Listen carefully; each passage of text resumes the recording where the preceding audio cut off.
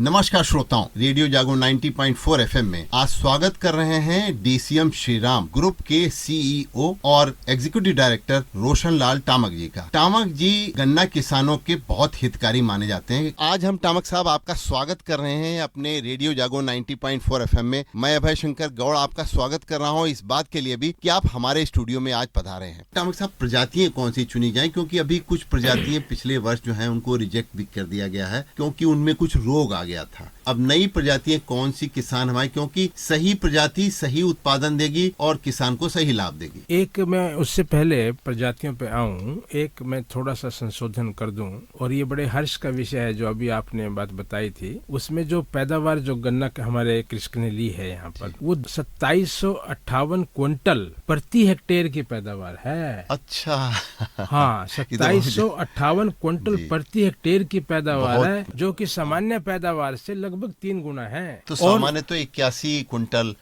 प्रति हेक्टेयर है सामान्य तो। और उसमें क्या है जो सबसे बड़ी बात देखिए, इसलिए अक्सर ये बात दोहराता हूँ कि यहाँ के जल जी, जमीन और जलवायु और इन प्रजातियों में वो क्षमता है समय से बुआई करें, और कुछ एक ऐसी क्रियाएं हैं जो आवश्यक रूप से गन्ने की खेती में करें जिससे कि पैदावार में उनकी वृद्धि होगी। चीनी मिल के अधिकारी कर्मचारी भी उन फार्म्स पे जाकर के उन खेत हमारे कृषकों को दिखा रहे हैं, और उन्हीं की जुबानी ये चीजें शेयर की जा रही हैं कि आपने क्या क्या किया था इस गन्ने के खेत में जिससे कि आपकी पैदावार आई है। मेरा ये निश्चित मानना है कि हमारे क्षेत्र की खुशहाली का रास्ता चीनी मिलों से होकर गुजरता है। बिल्कुल सही है। और गन्ने की फसल इस क्षेत्र की तरक्की में एक बहुत महत्वपूर्ण भूमिका निभा सकती है। जी बिल्कुल सही कहा आपने। तो प्रजातियां कौन कौन सी हैं जिनका कि हम लोग इस समय चयन कर सकते हैं? प्रजातियां का जहाँ तक सवाल है, एक बहुत अच्छी प्रजाति थी CO 238। जी, बहुत ज्यादा किसान बोलते हैं। हाँ, उसमें दुर्भाग्यपूर्ण एक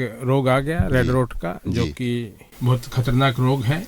तो इसलिए उसमें काफी उससे पैदावार का भी नुकसान हुआ, और चीनी मिल्क में जो रिकवरी आती है उससे उसका भी नुकसान हुआ। तो उसके बदले में चार प्रजातियां ऐसी हैं जो अच्छी हैं जी। CO 118 एक प्रजाति है, CO 15023 एक प्रजाति है, CO LK 14201 प्रजाति है, और COS 13235 एक प्रजाति है। तो ये प्रजातियां हैं जो कि इनका बीज उपलब्ध है क्षेत्र में।